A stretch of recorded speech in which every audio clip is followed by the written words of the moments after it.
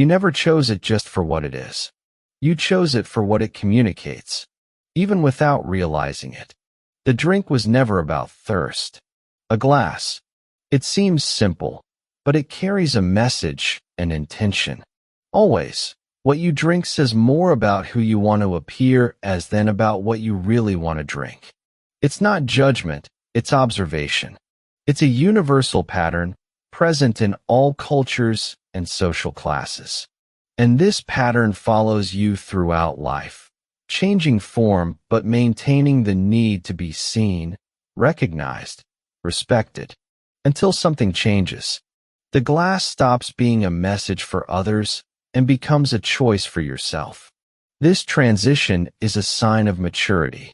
Let's take a journey from 20 to 60 years old, glass by glass, phase by phase. And if you recognize yourself, smile. You're not the only one. 20 years. Life ahead and an almost empty pocket. You're at a party, at a bar, and everyone around you has something in their hand that communicates, I belong in this space. And you? With a soda or water, you feel the glass in your hand is giving you away, especially in environments of a different social class than yours. The soda is evidence of a distance you haven't yet crossed. So, you manage the glass. Hold it in a specific way, hide the label, drink slowly. Or simply stop ordering, keeping the glass empty longer than you should. No, go ahead. I haven't finished mine yet. Who hasn't said that? It's a universal phase, where the glass represents what you don't have yet, the place you haven't reached. At 20, the glass is a promise. You can't have it yet, but one day you will. And that's enough to keep going. The shame of the soda isn't just about money. It's about visibility. And the lesson that what you hold in your hand says something about you stays. It shapes every drink choice for the next 40 years. 30 years. You have a salary, responsibilities, liquidity. The glass changes. It's no longer soda. Now it's beer, a drink. There's a confidence you didn't have before. But this ease isn't genuine yet. It's being performed. The glass is proof that you've reached a place that once seemed distant. It's proof that you have income, that you belong. At 30, the glass is an achievement. You can have it and want everyone to know. And that will still change. But first, it will grow. Because achievement is hungry. And the hunger for recognition isn't satisfied with a beer, but with an entire table of people who saw you pay. 40 years. Now things are serious. You're established, your career is set. The glass has grown, turned into a bucket. At 40, it's not enough to have the glass in hand. The whole table needs to be served. The bucket of beer, the spirits kit, the bottle ordered without looking at the price. This gesture is the language of mature ostentation. It's not vulgar, it's calculated. At 40, the glass is power. And power is measured in volume and visibility. There's a specific cruelty in this phase that only becomes clear in retrospect. The bucket on the table isn't just celebration, it's also anxiety. It's the attempt to secure a position you feel might slip at any moment. 50 years. Something starts to change. The bucket disappears, the bottle remains. But not just any bottle. Now it's the right wine, the right whiskey. The drink that communicates value through the label. At 50, ostentation has become refined. The message is the same, the method is different.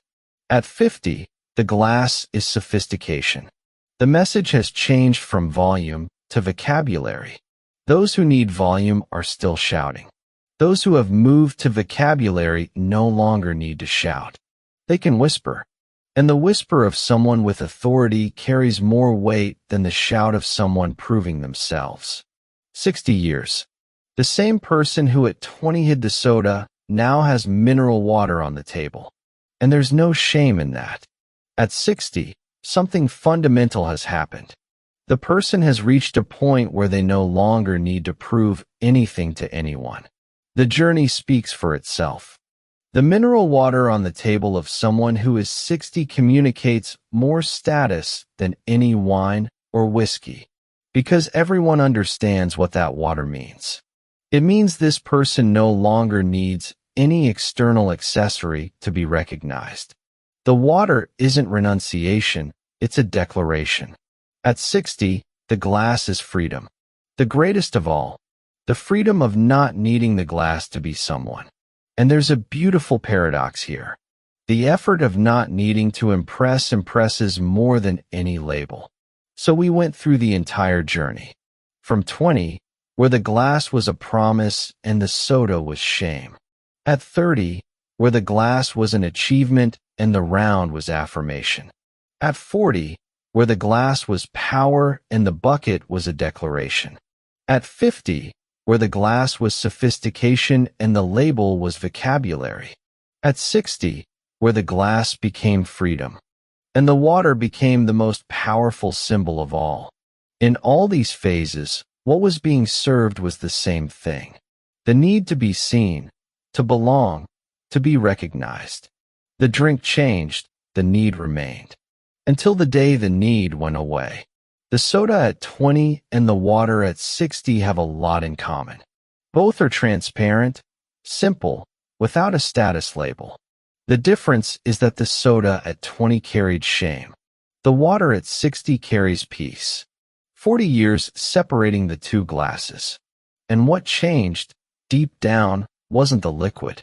It was the relationship with the gaze of others. And the glass went back to being just a glass. You stopped holding the soda differently to hide what you were. Stopped buying rounds so the group would see. Stopped turning the label forward. Not because you became indifferent, but because you became whole. And wholeness doesn't need a label. There's something profoundly human in this entire journey. The hierarchy of the glass wasn't invented by a specific culture. It exists in every civilization. Drinking together is a ritual of alliance. What you drink is a sign of position. Who serves is who has power. The point isn't to be immune to this. The point is to see it. Because when you see the mechanism, you have a choice that didn't exist before. You can keep playing the game consciously. Or you can choose to leave. Or you can do something even rarer. Keep playing some rounds and leave others, without guilt in either direction. Each phase was necessary. Each glass made sense at the moment it was raised. There's nothing wrong with having wanted to belong at 20, with having wanted to prove something at 30, with having commanded the table at 40. All of that was you trying to get somewhere. And you got there. And you went back to being just you.